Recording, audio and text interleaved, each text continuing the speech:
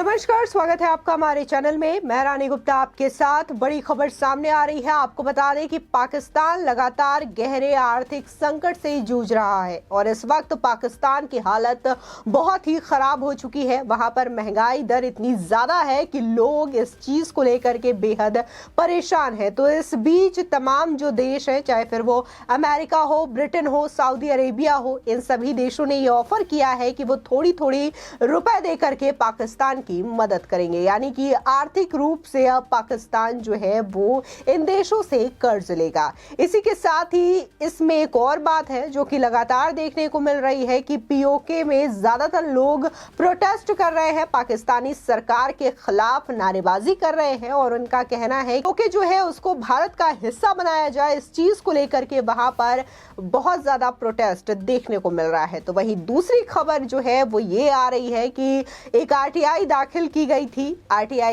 RTI activist के द्वारा एक आरटीआई दाखिल की गई थी और इसमें गृह मंत्रालय से हिंदू आतंकवाद को लेकर के जवाब मांगा गया था, जिसको लेकर के अब गृह मंत्रालय ने यह साफ कर दिया है कि हिंदू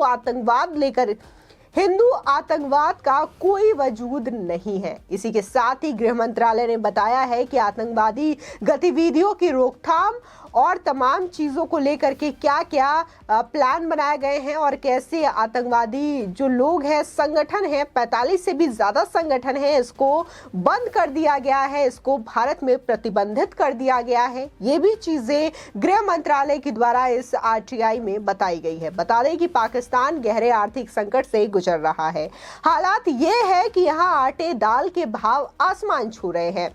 महंगाई आसमान छूने के कारण लोगों के भूख मरने की नौबत आ गई है। मुट्ठी भर आटे के लिए लोग तरस रहे हैं। बता दें कि बलूचिस्तान की राजधानी क्वेटा में सैकड़ों बाइक सवार आटे से लदे ट्रक का पीछा करते भी देखे जा सकते हैं। मात्र 1 किलो आटे के दाम 150 रुपए किलो से भी अधिक हो गए हैं।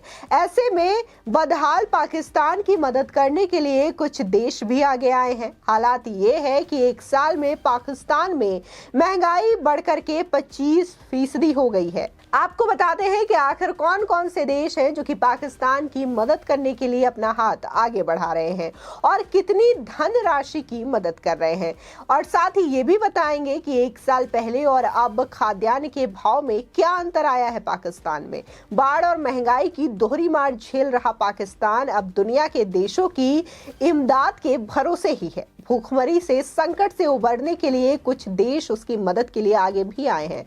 बता दें कि इसमें सऊदी अरेबिया, जो कि पारंपरिक मददगार सऊदी अरेबिया, पाकिस्तान की मदद के लिए अब तक कुल 3 अरब डॉलर की आर्थिक मदद देने की घोषणा कर चुका है। वो पाकिस्तान को 4% की दर पर एक साल के लिए 3 अरब डॉलर का कर्ज दे चुका है।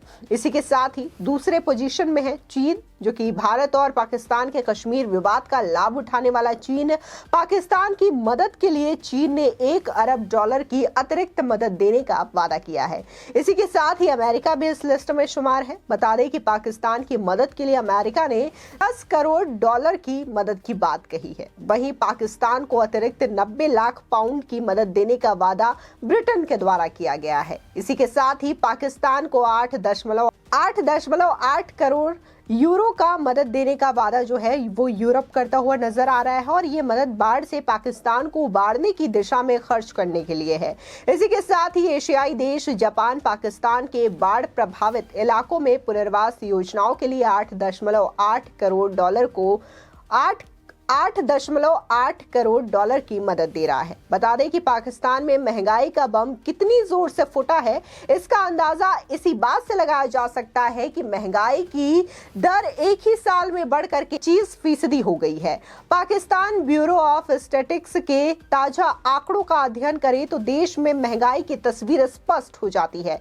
दरअसल पाकिस्तान में दिसंबर 2021 में 12.5% के मुकाबले बीते दिसंबर 2022 2022 में महंगाई दर लगभग दोगुनी बढ़ गई है, यानी कि 24.5% हो गई है। आंकड़ों में ये इजाफा खासतौर पर खाद्यान्न सामानों की कीमतों में आए उछाल के चलते देखने को मिला है।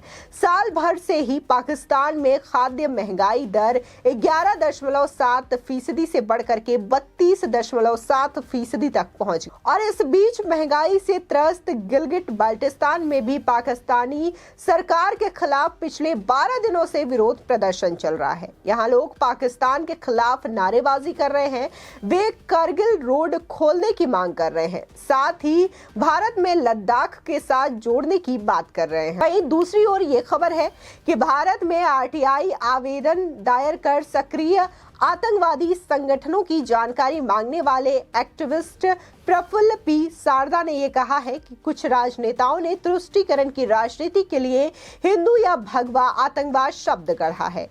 एक्टिविस्ट ने अपनी आरटीआई आवेदन में ये जानकारी मांगी थी कि भारत में कितने आतंकी संगठन सक्रिय हैं और इन्होंने इन संगठनों के नाम और विवरण भी मांगे। इसके साथ ही सारदा ने भारत में सक्रिय आतंकवादी संगठनों को नियंत्रित करने के लिए उठाए गए कदमों के बारे में भी इस आरटीआई से जानकारी मांगी थी। बता दें कि हिंदू या भगवा आतंकवाद जैसा कोई शब्द है या नहीं, इस चीज को लेकर के विवरण मांगा गया था। सारदा ने गृह मंत्रालय के रिकॉर्ड के मुताबिक 2006 के मालेगांव या किसी अन्य बम विस्फोट में हिंदू या भगवा आतंकवादी शामिल थे या नहीं, इसका विवरण भी मांगा। उन्होंने इस्लामी आतंकवाद शब्द के बारे में जानकारी मांगी और ये पूछा कि क्या इस तरीके के संगठन भारत में किसी बम ब्लास्ट में शामिल थे या नहीं थे। कार्यकर्ता ने कहा कि केंद्रीय गृह मंत्रालय द्वारा शेयर की गई जानकारी स्पष्ट रूप से हिंदू या भगवा आतंकवाद के किसी भी संबंध या शब्द को खारिज करती है।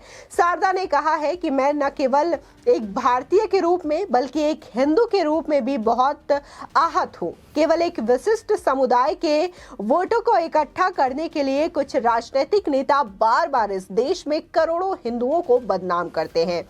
हिंदू आतंकवाद मौजूद नहीं है, लेकिन आरटीआई के जवाब से यह स्पष्ट है कि इस्लामिक आतंकवाद मौजूद है।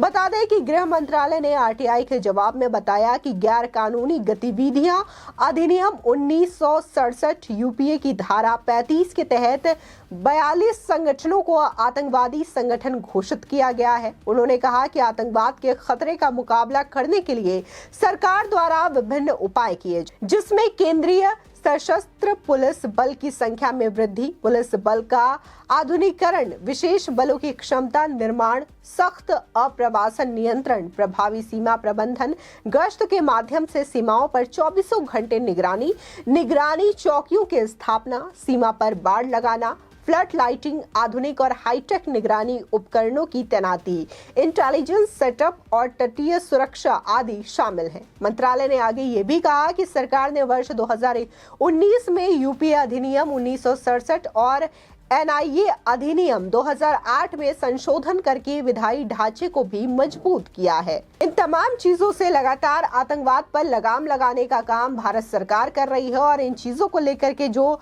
आरटीआई एक्टिविस्ट ने जवाब मांगा था, कहीं ना कहीं वो इस बात से सहमत है कि उनको जो अपमान महसूस हुआ था एक भारतीय होने के नाते कि बार बार एक धर्म को टारगेट करने की कोशिश की जा रही थी। हिंदू आतंकवाद या फिर भगवा आतंकवाद जैसे शब्द जो गढ़े गए थे कुछ राजनेताओं के द्वारा सिर्फ और सिर्फ एक खास समूह के वोट को बटोरने के लिए, तुष्टीकरण की राजनीति करने के लिए। तो अब ये जवाब पाकर के वो बातों को बताते हुए नजर आ रहे हैं और साथ ही उन्होंने बताया कि कैसे 42 ऐसे संगठन हैं जिसको कि भारत सरकार के द्वारा पूरी तरीके से बैन कर दिया गया है। साथ ही जो पाकिस्तान की हालत इस वक्त है, महंगाई दिन ब दिन बढ़ती जा रही है, तो वहीं गिलगिट और बल्टिस्तान में लोग अब पीओके को भारत में मिलाने की कवायद कर रहे हैं और लगातार पाकिस्तानी हुकूमत के खिलाफ प्रदर्शन करके अपनी नाराजगी भी जाहिर कर रहे हैं। फिलहाल इस खबर को लेकर के आपकी क्या राय है, हमारे कमेंट सेक्शन में जरूर बताएं। आगे की और भी अपडेट के लिए चैनल को सब्सक्राइब करना ना भूलें।